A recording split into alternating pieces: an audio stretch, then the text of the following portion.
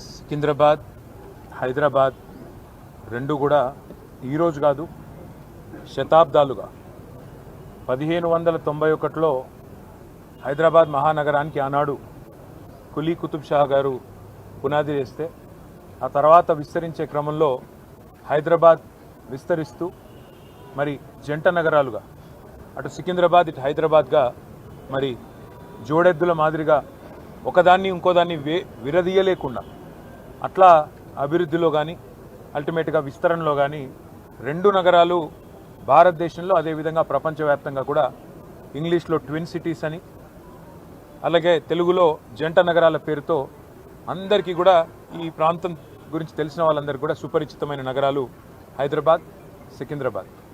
ఇవాళ ఈ ప్రభుత్వం కాంగ్రెస్ ప్రభుత్వం మేము గతంలో విన్నాం, చిన్నప్పుడు చదువుకునేటప్పుడు తుగ్లక్ అనేవాడు ఒకడు ఉండేటోడు, కొన్ని పిచ్చి పనులు చేసినాడు, ఢిల్లీ నుంచి రాజధానిని తరలించాలనే ప్రయత్నం చేసినాడు అని చెప్పి మేము ఎప్పుడో పుస్తకాల్లో చదువుకునేదే తప్ప ఇవాళ ప్రత్యక్షంగా తుగ్లక్ అంటే ఎట్లా ఉంటుందో, తుగ్లక్ పరిపాలన ఎట్లుంటుందో ఇవాళ మాకు కనబడతా ఉన్నది. ఒక పిచ్చోడి చేతిలో రాయి మాదిరిగా గెలిచిందేమో ప్రజలకి కేసీఆర్ గారి కంటే ఎక్కువ మేలు చేస్తా అని చెప్పి గెలిచినారు. కళ్యాణ లక్ష్మి అంటే కాదు కాదు తులం బంగారం అన్నారు. 10,000 రైతు బంధు అంటే కాదు కాదు 15,000 ఇస్తామన్నారు. ఒక ముసలమ్మకు మాత్రమే పెన్షన్ ఏంది, ఇద్దరికి ఇవ్వాల పెన్షన్, అది కూడా 2,000 కాదు 4,000 ఇస్తామన్నారు. ఇవన్నీ కూడా 100 రోజుల్లోనే చేస్తాము, 6 గ్యారంటీలు 420 హామీలు అని అడ్డగోలు అబద్ధాలు చెప్పి అధికారంలోకి వచ్చారు. మరి అధికారంలోకి వచ్చిన తర్వాత 6 గ్యారంటీలు అటకెక్కించినారు. 420 హామీలు మరి ఏ మూలకు పోయినాయో తెలియదు. కానీ ఇవాళ చేస్తున్నది ఏంది, మొట్టమొదటి పని టీఎస్ను టీజీ అన్నారు, అది జరిగింది. దానివల్ల ఏ జీవితం మారిందో, ఎవరికి ఆనందం కలిగిందో, ఏ పేదవాడికి లాభం కలిగిందో ఇప్పటివరకు తెలియదు. తెలంగాణ తల్లిని తీసేసి కాంగ్రెస్ తల్లిని తీసుకొచ్చి పెట్టినారు. అట్లాగే ఆ తల్లి చేతుల్లో తెలంగాణకు ప్రతీకగా ఉండే బతుకమ్మను తీసి పక్కన వారేసినారు. అసలు తెలంగాణ అస్తిత్వానికే దెబ్బ కొట్టే విధంగా మరి ఆ తల్లి రూపునే మార్చి ఇవాళ ఒక దివాలా తీసిన కళావిహీనంగా ఉన్న కాంగ్రెస్ తల్లిని మన మీద రుద్దే ప్రయత్నం బలవంతంగా ఒకవైపు. ఇంకా విచిత్రం, రాచరిక పోకడలు అంటాడు. ఏమనంటే హైదరాబాద్కి నిషాన్ చార్మినార్, ఆ చార్మినార్ని తీసేస్తా అంటాడు. ఏది, మన తెలంగాణ రాజముద్ర నుండి.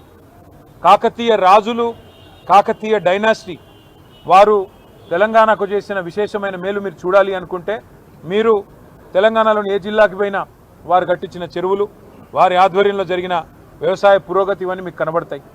అట్లాంటి కాకతీయుల కళా ప్రభావానికి, కాకతీయ గొప్పతనానికి వెలుగుగా ఉన్న, వరంగల్కు చిహ్నంగా మారుపేరుగా ఉన్న కాకతీయ కళాతోరణాన్ని తీసేస్తారు. ఇట్లా అపసవ్యపు పనులు, దిక్కుమాలిన పనులు, తుగ్లక్ పనులు తప్ప ఈ ముఖ్యమంత్రి గారు చేసిందేమీ లేదు. ఇంకా విచిత్రమైన విషయం ఏమంటే కేసీఆర్ గారి నాయకత్వంలో అధికార వికేంద్రీకరణ జరగాలి అని చెప్పి, ప్రజల దగ్గరికి పాలన పోవాలి. ప్రజాపాలన అంటే నిజమైన నిర్వచనం ప్రజల దగ్గరికి ఎంత సన్నిహితంగా పాలన ఉంటే అంత మంచిదని చెప్పి 10 జిల్లాల తెలంగాణని 33 జిల్లాలు చేసుకున్నాం. కొత్త రెవెన్యూ డివిజన్లు ఏర్పాటు చేసుకున్నాం, కొత్త మున్సిపాలిటీలు, కొత్త మండల కేంద్రాలు, అట్లాగే తాండాలు గ్రామ పంచాయతీలుగా అట్లా కేసీఆర్ గారి నాయకత్వంలో ప్రజల దగ్గరికి పరిపాలన తీసుకొని పోయే ప్రయత్నం చేసినాం. హైదరాబాద్ మహానగరంలో కూడా గతంలో 24 సర్కిళ్ళు ఉంటే గ్రేటర్ హైదరాబాద్ మున్సిపల్ కార్పొరేషన్లో 30 సర్కిళ్లకు పెంచుకున్నాం. గతంలో 4 జోన్లు ఉంటే 6 జోన్లు చేసుకున్నాం. ప్రతి జోనల్ కమిషనర్కి, ప్రతి డెప్యూటీ కమిషనర్కి శాంక్షన్ లిమిట్స్ పెంచుకున్నాం. అంటే ఇవన్నీ చేసుకున్నాం, కానీ హైదరాబాద్ అస్తిత్వాన్ని మాత్రం మేము ముట్టుకోలేదు. హైదరాబాద్ అస్తిత్వాన్ని దెబ్బతీసే ప్రయత్నం చేయలేదు. ఎందుకంటే హైదరాబాద్ అనేది ఒక హైదరాబాద్ ప్రజలకు సంబంధించి కాదు, తెలంగాణ ప్రజలందరికీ గర్వకారణమైన ఒక ఐడెంటిటీ హైదరాబాద్ సికింద్రాబాద్ జంట నగరాలు అంటే మనం చిన్నప్పటి నుంచి వింటున్న మాట. అట్లాంటిది ఇవాళ ఈ తుగ్లక్ ముఖ్యమంత్రి ఆయన తీసుకున్న ఒక నిర్ణయం వల్ల సికింద్రాబాద్కు ఒక ఐడెంటిటీ అనేది లేకుండా, ఒక అస్తిత్వం అనేది లేకుండా సికింద్రాబాద్ని శాశ్వతంగా చరిత్ర పుటలకి మరి పరిమితం చేసే విధంగా ఈ ముఖ్యమంత్రి, ఈ ప్రభుత్వం తీసుకున్న ఒక నిర్ణయాన్ని వ్యతిరేకిస్తూ, ఒక రాజకీయ పార్టీ కాదు, సికింద్రాబాద్లోని అన్ని వర్గాల ప్రజలు ఒకటై, దానిలో అక్కడ ఉన్న ప్రజాప్రతినిధులంతా మా వాళ్ళు. సికింద్రాబాద్ ఎమ్మెల్యేగా పద్మారావు గారు ఉన్నారు, సనత్ నగర్కి శ్రీనివాస్ యాదవ్ గారు ఉన్నారు, అట్లాగే మరి మా నాయకులందరూ ఎమ్మెల్యేలు ఎమ్మెల్సీలు ఉన్నారు. వారందరినీ కూడా వారు ఆహ్వానించారు. సికింద్రాబాద్కు సంబంధించిన పుర ప్రముఖులు, సికింద్రాబాద్కు సంబంధించిన మరి సికింద్రాబాద్ ప్రేమికులు వారు ఆహ్వానించి సికింద్రాబాద్ అస్తిత్వాన్ని మేము పుట్టిందాడినే మరి ఇక్కడ పుట్టిన బిడ్డలుగా మరి మీరు కదా కాపాడాలి. ఈ ప్రభుత్వం తుగ్లక్ పనులు చేస్తుంటే మీరేం చెయ్యరా అని వారు మీటింగ్లు పెట్టి పిలిస్తే మేము మా పార్టీగా పోయి చెప్పినాము. ఏం చెప్పాము? ఈ జంట నగరాలు జోడెద్దులు, ఈ జంట నగరాలకు స్పెషల్ ఐడెంటిటీ ఉన్నది. లష్కర్ అంటారు, పట్నం అంటారు. ఇట్లాంటి అస్తిత్వాన్ని దెబ్బతీయకండి, అనవసరంగా తుగ్లక్ పనులు చేయకండి. మీకు అధికారం ఇచ్చింది 6 గ్యారంటీలు అమలు చేయమని, మీకు అధికారం ఇచ్చింది 420 హామీలు ఏవైతే మీరు చెప్పారో అమలు చేయమని, మీకు అధికారం ఇచ్చింది బీసీలకు 1,00,000 కోట్లు పెడతామని మీరు చెప్తే దాన్ని నమ్మించినారు. మీకు అధికారం ఇచ్చింది ఎస్సీలకు ఎస్టీలకు కేసీఆర్ గారు 10 లక్షలు ఇస్తున్నాడు దళిత బంధు, నేను 12 లక్షలు ఇస్తానంటే నమ్మి మీకు ఇచ్చారు. మరి 2 ఏళ్ళు అయింది. హైదరాబాదు సికింద్రాబాదు ఈ జంట నగరాల్లో ఒక ఇల్లు కట్టినావా? కనీసం ఒక ఇటుక పెట్టినావా ఈ 2 ఏళ్లలో? ఒక్క ఇల్లు కనీసం 2 ఏళ్ళు అయిపోయింది, చేయలేదు, మంజూరు చేయలేదు. ఒక్క కొత్త రోడ్ వేసినావా? ఒక్క కొత్త ఫ్లైఓవర్ కట్టినావా? ఏదీ లేదు. ఉన్నవి కూలగొట్టుడు తప్ప కట్టిందైతే ఏం లేదు.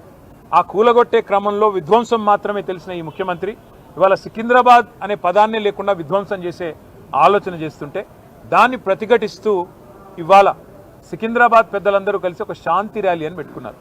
దానికి మమ్మల్ని అందరినీ ఆహ్వానిస్తే ఇవాళ ఉదయం అందరం తెలంగాణ భవన్లో సమావేశం అవుదాం, ఇక్కడ సమావేశమై మన గౌరవ ప్రజాప్రతినిధులందరం కూడా కలిసికట్టుగా పోదాం, సంఘీభావం చెప్దామని చెప్పి మేమందరం ఇక్కడ చేరుకున్న తర్వాత మాకు తెలిసింది శ్రీనివాస్ యాదవ్ గారిని హౌస్ అరెస్ట్ చేసే ప్రయత్నం చేస్తున్నారు, పద్మారావు గారిని హౌస్ అరెస్ట్ చేసినారు, మిగతా మన కార్పొరేటర్లని, మిగతా మా నాయకులని, దాదాపు 8,000 మంది మా సోదరులని సోదరిమణులని ఎక్కడి వాళ్ళని అక్కడ అరెస్టులు చేస్తూ ఉన్నారని చెప్పి ఇక్కడికి వచ్చిన తర్వాత తెలిసింది. అందుకే నేను ఈ తుగ్లక్ ముఖ్యమంత్రి గారికి చెప్పేది ఒకటే, మీ అధికారం అపరిమితమని మీరు అనుకుంటున్నారు. అధికారం 5 ఏళ్లకు ఒకసారి ప్రజలు రెన్యూ చేస్తే మళ్ళీ వస్తుంది తప్ప మీ ఇష్టం ఉన్నట్టు తుగ్లక్ పనులు చేస్తూ పోతుంటే అధికారం ఎవరికి శాశ్వతం కాదనేది ముఖ్యమంత్రి గారు గుర్తుపెట్టుకోవాలి. ఇంకొక మాట కూడా ముఖ్యమంత్రి గారికి నేను చెప్పేది, మీరు మీ కాంగ్రెస్ పార్టీ శాశ్వతంగా మరి ద్రోహులుగా చరిత్రలో మిగిలిపోతారు.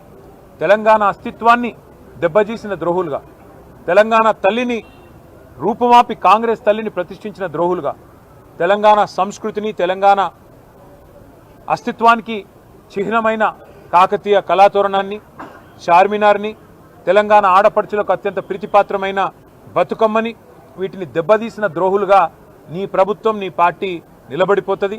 అదే కోవలో అదే వరుసలో సికింద్రాబాద్ అస్తిత్వాన్ని కూడా మీరు ఏదైతే దెబ్బతీసే ప్రయత్నం చేస్తున్నారో ఇది మీకు మంచిది కాదు.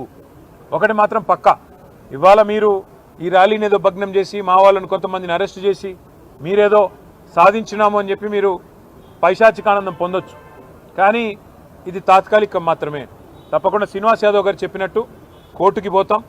ప్రజాక్షేత్రంలో ప్రజల తరపున న్యాయబద్ధంగా నిరసన చెప్పే హక్కు మనకు రాజ్యాంగం ప్రసాదించిన హక్కు, డాక్టర్ బాబాసాహెబ్ అంబేద్కర్ మనకిచ్చిన హక్కు.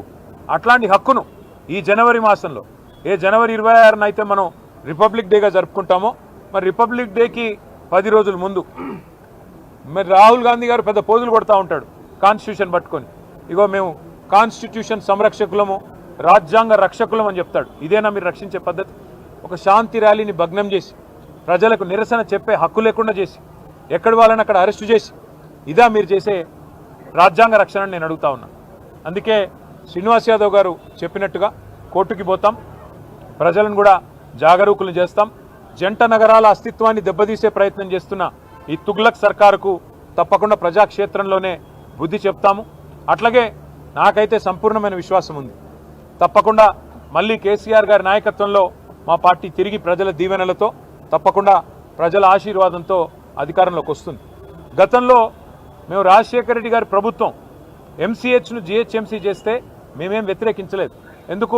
ఎందుకంటే హైదరాబాద్ అస్తిత్వాన్ని ఆయన ముట్టుకోలేదు. కానీ ఇవాళ ఈ ముఖ్యమంత్రి హైదరాబాద్ అస్తిత్వాన్ని దెబ్బతీసి జంట నగరాలుగా కాకుండా ఏదో 4th సిటీ అంట, ఫ్యూచర్ సిటీ అంట. ఫ్యూచరే లేని ముఖ్యమంత్రి ఫ్యూచర్ సిటీ కడతానంటే ఎవరు నమ్ముతాడు? ఎవరు దాన్ని విశ్వసిస్తారు? అందుకే మేము చెప్పేది ఒకటే, మళ్ళీ మా ప్రభుత్వం అధికారంలో ఖచ్చితంగా వస్తుంది. గతంలో 33 జిల్లాలు ఏర్పాటు చేసింది కేసీఆర్ గారి ప్రభుత్వం. 10 జిల్లాలు ఉన్న తెలంగాణని 33 జిల్లాలు చేసింది కేసీఆర్ ప్రభుత్వం.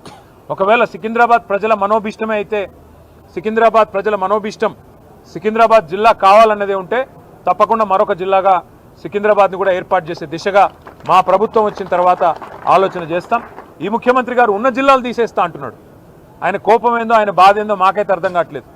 ఎవడైనా తెలివైన ముఖ్యమంత్రి 2016లో జిల్లాలు ఏర్పడితే 10 ఏళ్ల తర్వాత జిల్లాలు సెటిల్ అయ్యి కలెక్టర్లు కూర్చొని ప్రజలు అలవాటు పడి ప్రజలు కరీంనగర్ పోయే వాళ్ళు సిరిసిల్లలోనే పనిచేసుకుంటుంటే మహబూబ్ నగర్ పోయే వాళ్ళు గద్వాలలోనే కలెక్టర్ గారిని కలుస్తుంటే నీకొచ్చిన నొప్పి ఏంది నేను అడుగుతా ఉన్నా. 33 జిల్లాల్లో 33 కలెక్టరేట్లు కట్టుకున్నాం. ఒక్కో కలెక్టరేట్ మీ మంత్రి కోమటిరెడ్డి వెంకటరెడ్డి చెప్పిండు, మేము చెప్పడం కాదు.